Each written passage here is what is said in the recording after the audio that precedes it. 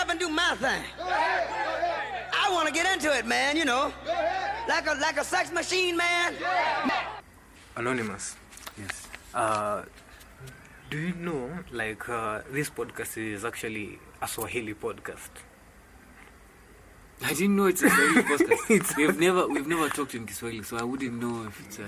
It's actually... So there's a translator somewhere? No, I have no idea if there's a translator somewhere, but while making it, I specifically put everything, like, the main language is Swahili. That's interesting. But all of a sudden, we've been speaking English, like, English throughout.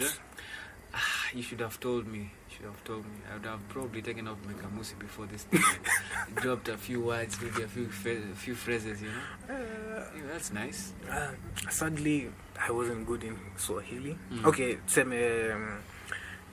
the grammar part of Kiswahili, I was terrible. Yeah. It's a miracle that I passed, actually. Fasihi simulizi. Fasihi andishi. It's high school, man. It's high school back in them days.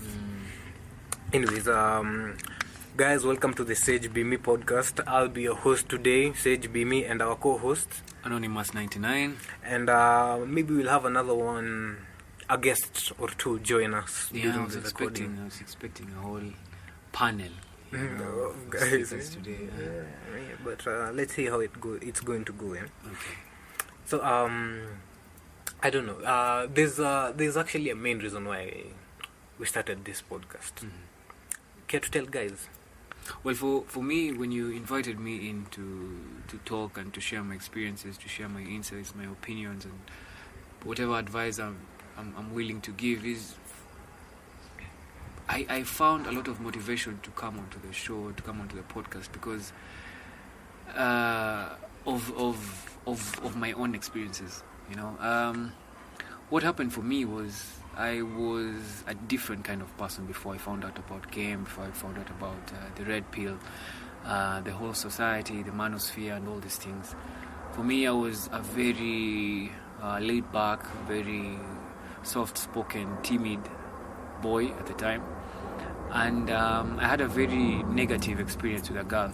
And after that, I fell upon this, you know, and I was just surfing the internet. It was on YouTube that evening after whatever I'd experienced, and it came on as an advertisement. And ever since then, It has been a completely different life. I mean, the experiences I've had, I wouldn't have even been able to convince my, say, 17 or 18-year-old self that I'd be able to have, you know. The kind of things I've seen, the kind of things I've been able to do are just out of this world. And it's all learnable, you know, if there's such a word. It's all something you can learn, something you can teach yourself or learn from someone. And so coming onto this show, coming onto this podcast, I felt the need to also share my experiences and let people know out there that, you know, whatever situation you're in, if you are willing and you're ready to put in the work, you can completely change it, you know. Also, just to share the information, to spread some sort of awareness, not about toxicity, of course, not about masculine toxicity, but just to let people know that they shouldn't allow themselves to be taken advantage of. They should also be willing to be very adventurous with their own life, to be able to know that you can do something, that you have the power to do something. Whether you decide to use that power or not, that's upon you. But just to share that information and to let people know that the world is a certain type of way, especially if you're not exposed to that reality, just to share experiences and to let people know what is happening outside here, or what is happening even amongst your circles, your friends, your family, you know, just to see the dynamics as they truly are. So I think that's, for me, that's my main motivation for sharing all that I have shared on this podcast. As for me, I can totally say, like, I've been like 3 completely different people, So while growing up, let's say I grew up in Kileleshwa. Then we moved after my parents like built in Embakasi. So while coming to Embakasi, you know, no friends, nini, because like you're a kid, you're moving to a new area and stuff. So it got to a point that I was commuting to school via matatu. This is between class 7, 8 there, yeah? Mhm. So every time I was in a matatu on my way home, maybe during Saturday tuition or something, yeah, I used to sit next to a grown-up, and it got to a point like I was like, damn, this chick sitting next to me looks fine. So I'm like, and remember, I'm in my uniform actually. I'm actually in my uniform. So I was like, hey, I should say hi. I should say hi. And I have that conversation in my head. Eh? So it got to a point that the conversation within me came out from my mouth, like. So that's how I started like approaching girls. I started approaching old women like when I was in primary school. So in a mat, I used to initiate conversations. So it was like, hey Mambo, how are you doing? Hi, I see you chewing a gun. Can you help me with some like? I don't know how that happened. I had no idea. I was like, I didn't even think about what if she doesn't talk to me because I'm in a school uniform. Okay, I had that thought, but at the end of the day, I was usually like, there's nothing wrong with it. Yeah. There's a time that you see a chick with a tattoo, and I was like, I'm usually scared of tats, but she's having one.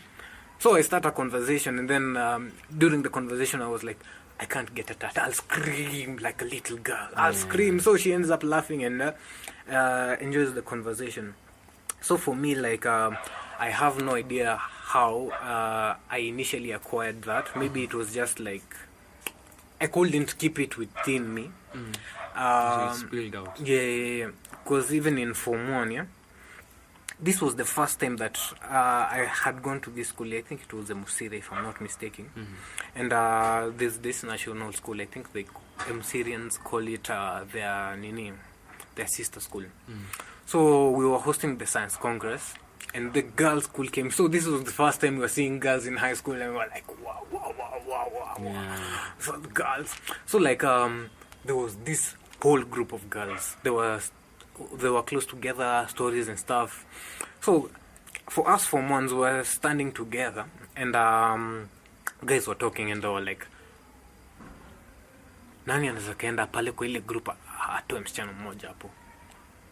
People were like not moving, and these are guys who have, like, let's say they've had sex with girls, they've had a lot of sexual experience, but they can't go and approach that group of women because honestly speaking, a group of women is intimidating. Yeah. You might go there, then they start running their mouths, and you can never outspeak a woman when they are speaking. Like that's a given. Yeah. So the reason why I said they were more sexually experienced than I was because like those first week during admission, yeah, guys were like, can you pee inside a woman while you're having sex? And I was like, I've never thought about this question. Like, what's the answer to this question? You get? Because like it sounds so mystical and everything. So like the answer was like, I was told like the answer is you can't pee inside a woman while you're having sex, and I was like, this is interesting. So I approached the group of women, and I went there like, I was like, hi. No specific person. I was just waiting the person who will respond, and I'll go with that one. I didn't have a specific person. Like I was going for this one. So like so this chick responded, and I was like, cool. I was like, see, we get away from this crowd, and we have a small conversation. So basically that was me while starting like approaching women, yeah. But after like college, it got to a point that I got into this seclusion point where like I was like within myself, like I was an introvert, yeah, like the serious introvert, like you've secluded yourself from everyone, yeah. So that's how I got to understand after a breakup. That's how I got to understand like there's this thing called game. I've been doing it, and I even have no idea what I've been doing. Like I've been doing it, but not consciously. Like I didn't know if you do this, this is the response you could get. I was just doing it, yeah. So for me, the reason why I'm doing this, the reason why I actually pushed for the podcast, is because like I've seen like very very good looking women, like women who are down to earth. They have like, how do you say hawana maneno in English? Even that word. It's a Swahili podcast. Exactly. So like I got to understand like there's these guys, they look mean, like they look for lack of a better reference, they look like Jay-Z, but without the high value. Yeah. They look like Jay-Z, and these guys are getting like very beautiful looking women, and there are guys out here like simping for average looking girls, and the girls are like not average at all, yeah. So my goal is like to get as much guys as possible to stop like looking down on themselves. Yeah. Like And it's very common amongst men. You know, women usually overestimate their value, whilst most men underestimate their own value. I heard this from a woman some time back, and I don't know who it was because I can't really quote them, but it's actually a common thing that women think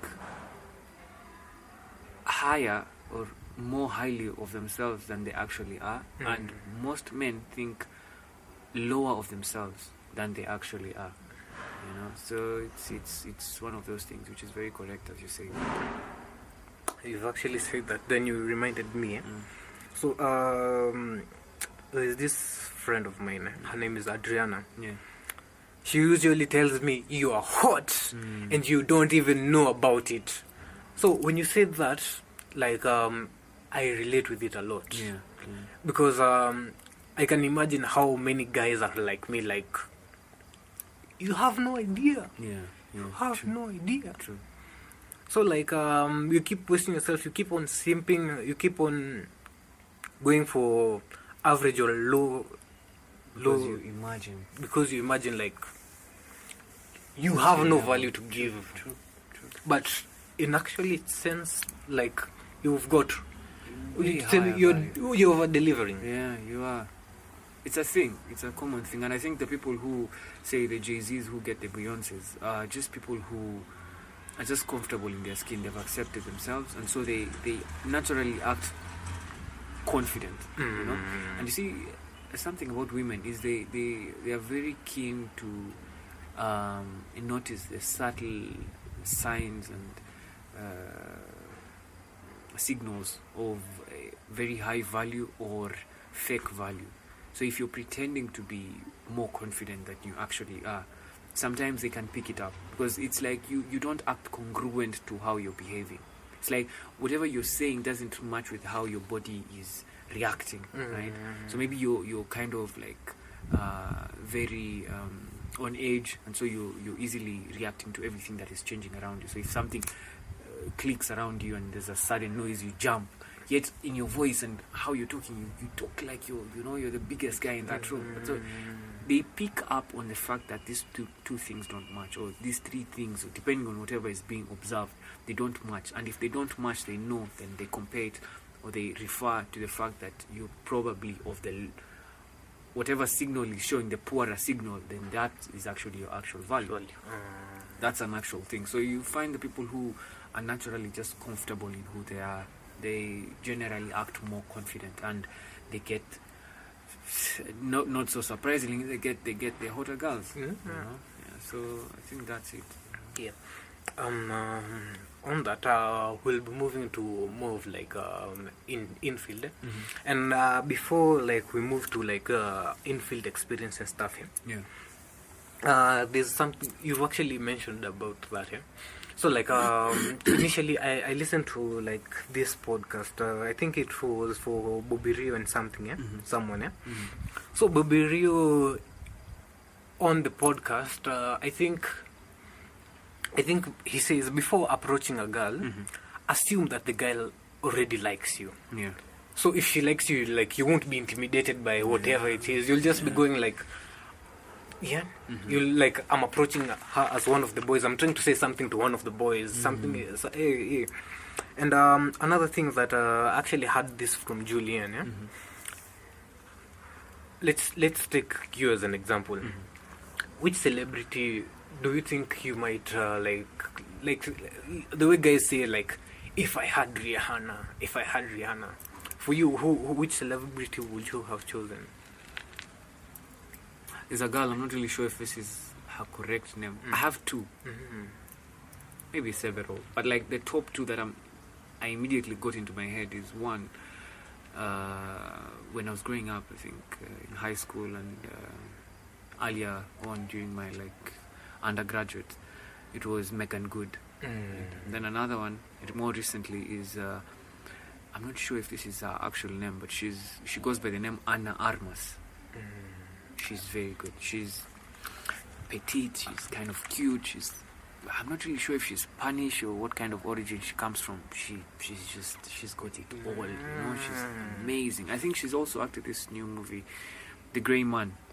Oh, I've not watched it. It's good, eh? Yeah, it's fantastic. Yeah, I'll look into it. I've not, and I don't know Anna Armas, but Megan Good. I have an idea of who she is. Growing up, Megan Good was.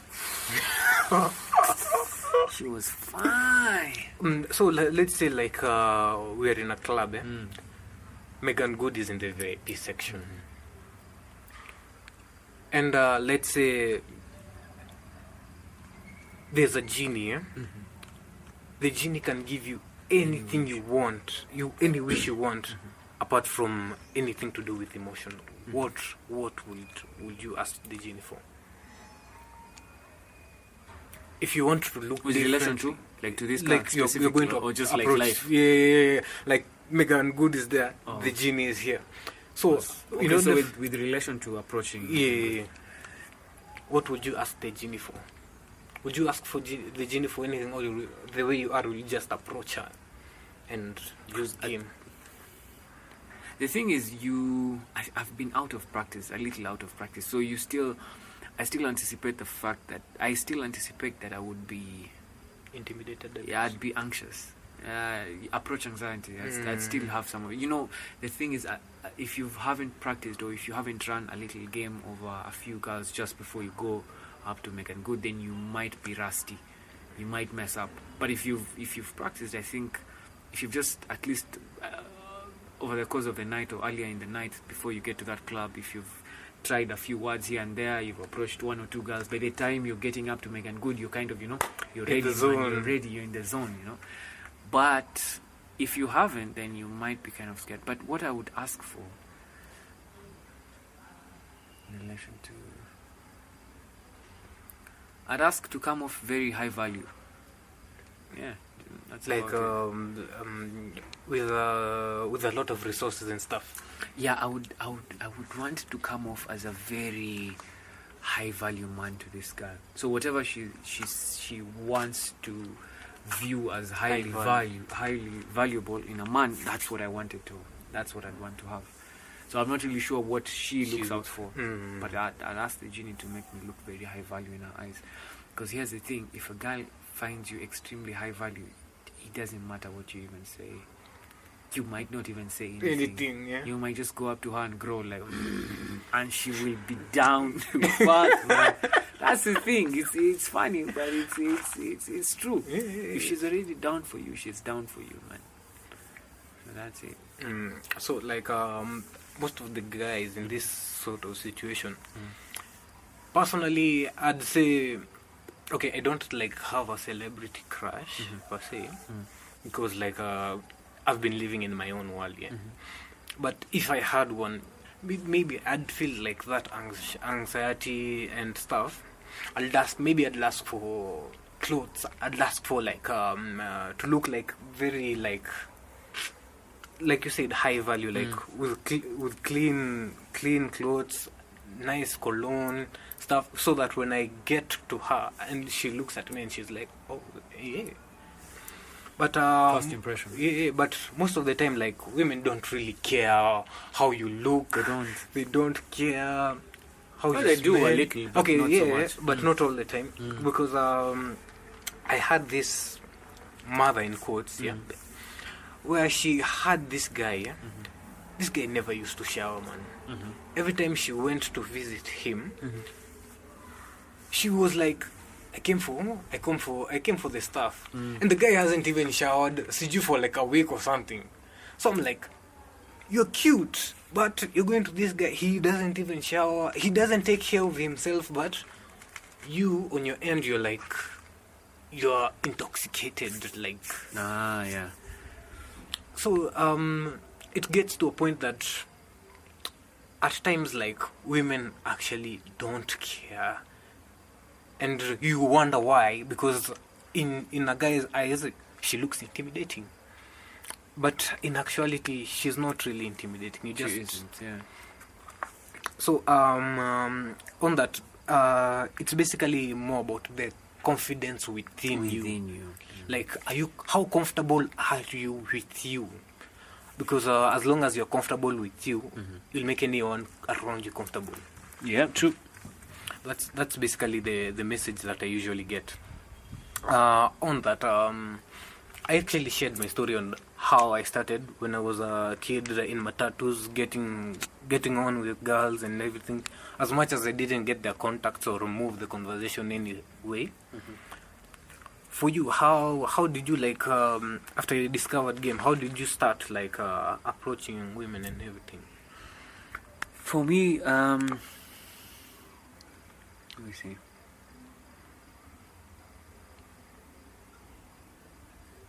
I guess it I already have a rough period, but I'm trying to figure out before then if I already did my own approaching. No, yeah. So what happened was, as I was learning game, I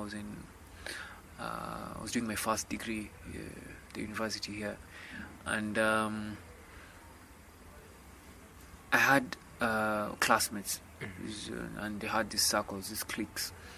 So within the cliques there were many girls, these groups of, either girls who think they're part of the cool group or the rich group or the hustlers group and everything, and I used to fit in almost all of them, right? Which also meant I didn't really belong to any of them, but I used to fit in all of them. So I used to just run my game in class in school, right? And then the first time I think I really did like proper cold approaches was when I got to share my experiences or my enthusiasm with game with one of my hostel friends at the time. I was staying in Westlands at that time, and once I did that, turns out they too were also very very deeply into game, and they were not Kenyan. I think they were from Benin or something, him and his brother. So what happened was we started challenging ourselves, each other, It was like every evening, once we arrived at the hostel, after class and everything, we had to go out into the street for about 1 hour or 2 hours, between around 6 and 7, and we'd dare each other to approach someone, right? So he chose someone for me and I chose someone for them to approach. Right, and you had to approach. There was no backing down. It doesn't matter what you go say, as long as you approach, and there were not even any consequences. Like we didn't like threaten each other. If you don't do this, you have to do this. No, we just. I think we wanted to do it so badly that even if you have fear, once you've left the hostels and like this is it, this is what we're going to do, like you have to bite the bullet, you have to do that shit, So it was like it was mad, and so you start it out, and at first I used to get a lot of negative responses, but because I was not doing it on my own volition, and somebody was telling me you have to go, and the thing is, it didn't matter whether you got the number or not, whether you got the name, whether you got whatever. He didn't even care what you talked about. You have to approach that person, you have to approach. Sometimes I even approach certain ladies. They were coming from, and that time is when people are actually coming out of offices and they are rushing towards bus stages to go wherever they're going to go to their houses. and you try to stop somebody in such a rush, and also some people are coming from stressful days. You don't know what they have experienced that whole day, but and in some instances, I actually approached somebody and I didn't say anything. Like, I just said hi, and I was completely blank. I just stood there, and he just walked away, and she just walked away, and it was like, wow. But I had passed my thing. It's like you are told to approach, and you have to approach. Right? And then over time, it's like it's a learning curve. You start to get like, step by step you start to improve. At least you get a name. You get to know, like, oh, okay, this is their schedule. This is where they go to work. And then for me, the one time I actually did so well, this girl gave me her number, and oh my God, like, she was fly. And then she was way older than me. I can't forget this day. It was opposite the Oracle in Westlands. Up at the mall. Exactly, at the mall. And this girl I think she was about 10, 12 years up, my senior. But she was beautiful, and she was so confident and so comfortable in her skin. She dressed so neatly, so well. I was in my slippers. We just come out of the hostel. I'm in some shorts. I'm not even looking neat. But she, on that day, and that specific encounter, I learned, and you see, that's how I learned my game. You see, there you can learn as much as you want from books and from videos and what to say, how to say it, but you learn best by making mistakes. You hear this from motivational talks, and maybe it sounds like cliche, it sounds like, hula bala, and all these things that, it sounds nice, but you're not really implementing. But for me, I mean, looking back, when I was doing it, I didn't really know, like, this is how I'm learning. But looking back, very important lessons, like, do not dwell on the high. I'm talking to you because I just saw you and I liked you. And moving on swiftly to the next topic is something you don't learn unless you do it in practice. Right?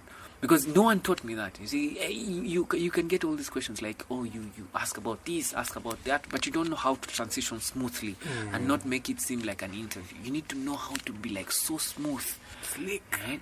And the thing is, I used to get so many. Now I'm slightly diverting, but the question was, how did I start my cold approaches, right? So it went on from the 1 hour thing, 2 hour thing, and since we were walking on the roads and trying to approach people as we were walking around, day by day, we used to do it until it got to a place where we were finding ourselves in the middle of the central business district in town. Now you imagine this. We started walking around. Even that day before we got to the CBD, we were in Westlands. You don't even realize that you've walked all the way from into Westlands town. to CBD. You get? It's like you meet someone, you talk to them while you're walking with them until you get to a certain point, or you exchange details, blah, blah, blah. And then you get back to your friend and you dare them as you're moving around, Yeah. By the time you realize it, you're in town. And that's how I got to also practice my game in town, because that's where I really actually practiced my real game, right? I did it in town and in Westlands. Westlands is where I started, but I shifted into town by smoothly, gradually, just transition. We had a route, and by chance we get into town. Now the only reason why I stopped doing this approaches is because we did it for several months, many weeks, several months, and by the time I was done, my cold approaches were spectacular. Like I was just on your level, I can look back now and say I probably never get back to that point. I was that good. Like I don't even know how I got there. Like if I wish I could still get back to that level. So what happened was, how I stopped is because one of these friends of mine, and I have nothing against this, by the way. It's just my personal preference, and at the time I had a lot of reservations about it. I think he was into hookers, right? He didn't pay, right? He used to run game on them. do you know how mad it is? It is so crazy to run game on somebody who's working. It's like you can get It's like going to a hotel and talking so well to the cook until they give you free food. Do you know how mad that is? But this guy, the thing is, his game was much better than mine was. Yeah. But I didn't understand his fascination with hookers. Yeah. Right? He used to be so good that he could vibe a hooker into giving him free sex. And that is, my opinion, some of the best game I have ever seen like, in my literally. whole life. Because this person is having sex for money. That's their job. Right? It's like you go to the market, you take tomatoes for free because you've talked to the shopkeeper so well. The shopkeeper is so happy to give you free tomatoes. That is just difficult to do, and he used to do it so well. He didn't get them to sleep with him immediately. Yeah. But during the daytime and on a different day. Yeah. So he meets them, he talks to them, blah blah blah. Then he used to establish such comfort levels and get them to meet him at a later time during the day, and they come by the hostel, and he has sex with them, and they form this whole thing where he's not actually paying to have sex with a prostitute. Now for me, I kind of didn't feel comfortable with that. And the thing is, if you hang around someone for long enough, even after you know certain things, you acquire some traits. So I didn't do it. I didn't leave. I didn't stop it because I was afraid of acquiring. I just wasn't even comfortable with the whole idea. I just felt like it is too risky now, and this, it's just I'm not playing on the same playing field as this guy. It's like this guy is on his own league. So that's why I stopped. But I learned so much through that experience, and I can never go back or regret it. I learned so much that it changed my life completely. It changed how I talk to people, how I interact, how I even performed in job interviews. Everything, Like you were socially exposed. I was socially exposed. I was not afraid of anyone. Anyone, like literally anyone. Because, human beings have always tried their best to avoid negative experiences, because rejection almost feels like a stab through the chest. It's actually worse than like physical pain. Exactly, rejection. And I was so comfortable with rejection. And in fact, when I began, and this is why you need to know that it's not really just about how you look. When I began, I used to get a lot of instant rejections, even before I started. Right? Before I even introduced myself and established rapport, I was already getting rejected. Right? But it got to a certain point, I don't even know how I got to that point. But I just know I got so good at it that I can confidently say that I don't know beyond what point, until today, I have never got an outright rejection from a woman again. Like from cold approach, like talk to the hand sort of thing. Yeah, my face is busy. Exactly. I got so many rejections of that type, but then after a certain time, and I didn't change anything. All I had was I just had more experience. But most of the time I got this response from women after a while, and because I started asking them, why didn't you respond in certain way? Why did you let me, talk to you? Why did we have this whole blah blah? And they started telling me, I actually don't talk to strangers. And in fact, I wanted to respond very rudely to you when you talked to me. And this is different women saying the exact same thing, right? But then it is how you approached me and how you... I think one of them said is how you smiled, or one of them said it's just how you approached me. I'm usually a bitch, but I wasn't a bitch to you. Like the body language, I think so. I think something just clicked within you. Yeah, because I think immediately you say hi, they usually have like this reaction defense mechanism. to just like, And I used to get a lot of it, but it got to a certain point, I never got it. I literally wondered where it went, and they were the same types of girls, right? It just completely disappeared, and the only thing that changed was I was repetitively approaching women, and I was repetitively improving upon it. So I go approach them, and it doesn't work. I don't immediately stop when I don't get the knees. We usually had a target. It's like you have to get to a certain number before we go back to the hostel. So I have to hit my number. I have to hit my number. Whether I get the numbers, I don't care. I have to hit that number. Right? And then at the end of the day, once I have all these bad experiences, I go back and I learn. I try to go on the internet, on YouTube, through these books, and I learn what is not working right. Like, how do I change this and this? Why do I get this and this responses? And then I go again tomorrow, not because I have learned something new, but because it's on the schedule. It's like training. It's like I am a footballer, and every day I have to turn up for training.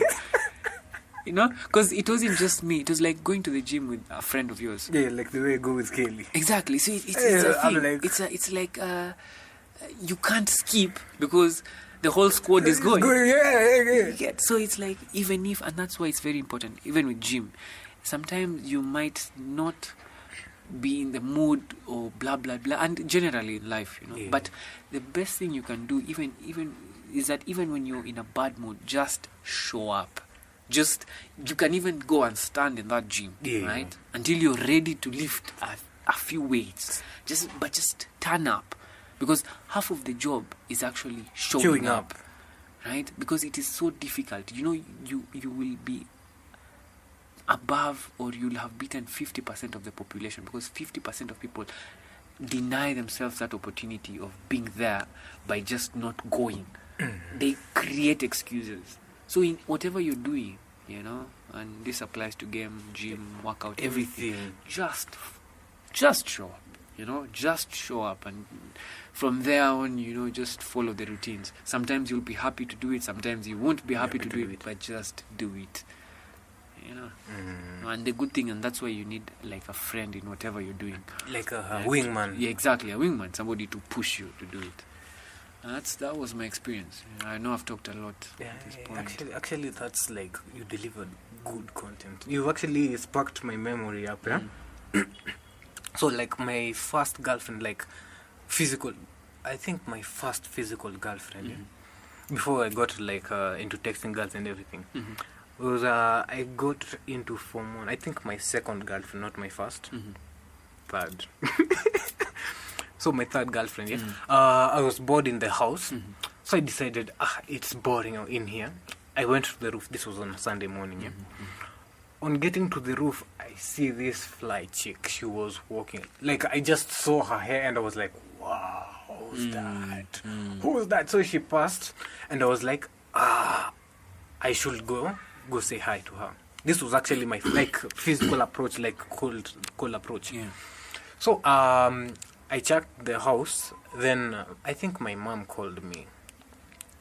She sent me to the shop. I was like, attender. So I ran, like, imagine running from my place to the shop, then back to the house, and then trying to catch up with her. So when I caught up with her, I was like, hi, actually saw you passing by, so I had to run to come and say hi. Then we talked while we were walking the same direction as she was going. Yeah? That's how I exchanged contacts with her. So the next thing that happened is, I brought this girl at home, and my mom was like, hey, umetoa wapi msichana mrembo hivi? We're getting fine-ass girls from up to date. Like, she keeps commenting about that chick. So that was like my first cold approach, and I was like, I knew nothing about game. So from that, getting to Form 3, yeah? What usually happens, I wasn't the guy who will stay in school throughout. I was the guy who was in each and every funky.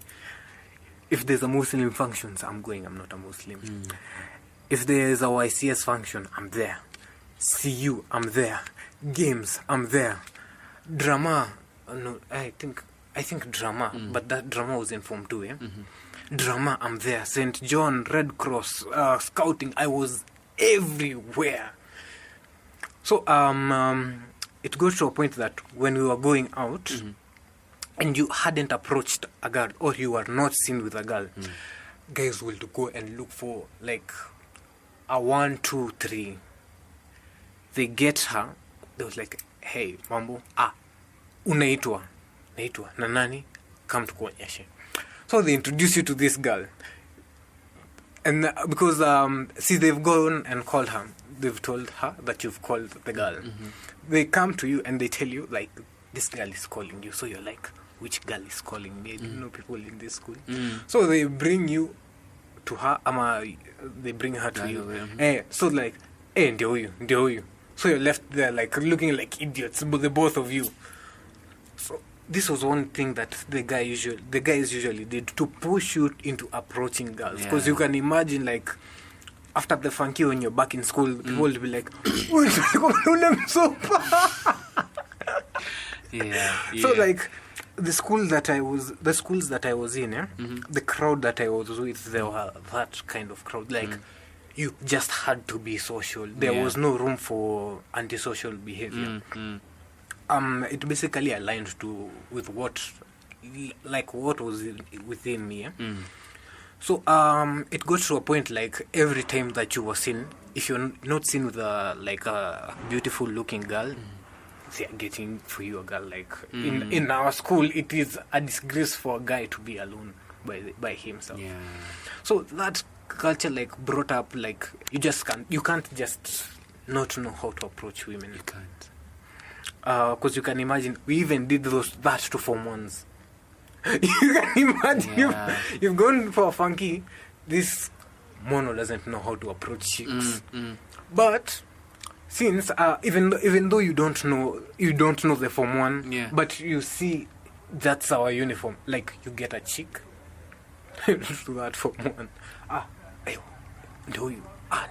Then you leave. Like people, they walk like they've done the something. They've finished. So mission complete. And it was crazy. You can imagine like you get that anxiety like if I'm caught with an ugly looking chick, what are people going to say back in school? And if we are hosting a function like, man, there are schools coming here, I should be around, especially if the sister school was coming. So you're like, even though she's not good looking, at least she's from that school, that status. So like it got to a point that you just have to be around good looking chicks. And that's good. Sometimes peer pressure is not so bad. Peer pressure is not always negative, and peer pressure is not necessarily always positive. So I think it's how you allow peer pressure to influence your actions and your decisions. So it's one of those things. Some of these things exist for a reason. So on that note, once like I figured game out, like you start consciously like I'm going to approach her. In my head, like I'm comfortable with me, and I'm assuming that she's interested in me. This makes it easier for me to approach her. It does. People like mostly guys, like people don't look at how should I call it? Is it a mechanism for the function? People don't look at it like that. People look at it like, tell me what to say. That's what I want. That's the only thing I want. Just tell me what to say.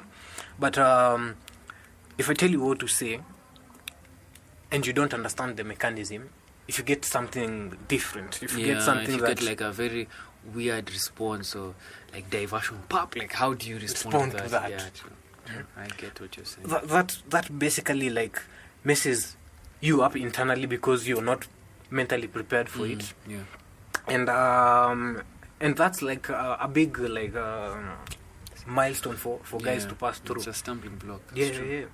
So the reason why like we're having this podcast and it's because like I want guys to know as much as we'll be maybe giving people tips on what to say, what to do. Like we'll be giving them like the mechanism for the function. Like you have to know why someone is saying this or how this is happening. Because there was this chick I was talking to here. Like it was I think it was during a night out. So it was like I took us to the side, but within the club, and we are having a conversation with her. She was short. I think we were talking about Fellowship of the Lord of the Rings. I think that's where Grendel is. So I was like, why are you so short? And then she was like, huh? But I was saying it like with a smile on my face. So she was understanding. And that is like very important because how you deliver something is also going to contribute to how it is understood. Because when girls say that is creepy, it doesn't mean it's whatever you're saying inherently is creepy. Sometimes it is, but doesn't mean whatever actually you're saying is creepy. It's because of who's saying it and how they're saying it. Right? Yeah. It's like the same statement which said by somebody who the girl finds very attractive. Oh, suddenly this guy is so charming. This guy, So it depends on how you deliver the content. It's very important. Yeah. So at that time, I was I was smiling and saying this stuff. Then I was like, before she even responded, I was like, tell me this, kiss me, Grandhoff, kiss me. And she was like with a smile on her face. Then she was coming in for the kiss, and I was like, kumbe, this thing works. It works, man. It works, man. It does. Fuck, okay.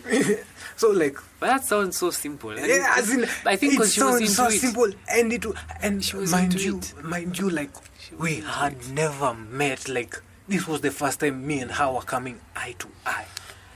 I don't know if it was the energy or what. And you might find, funny enough, even the guy you were saying, the neighbor who was hot and she had a boyfriend who didn't even shower or a sneaky link or whatever.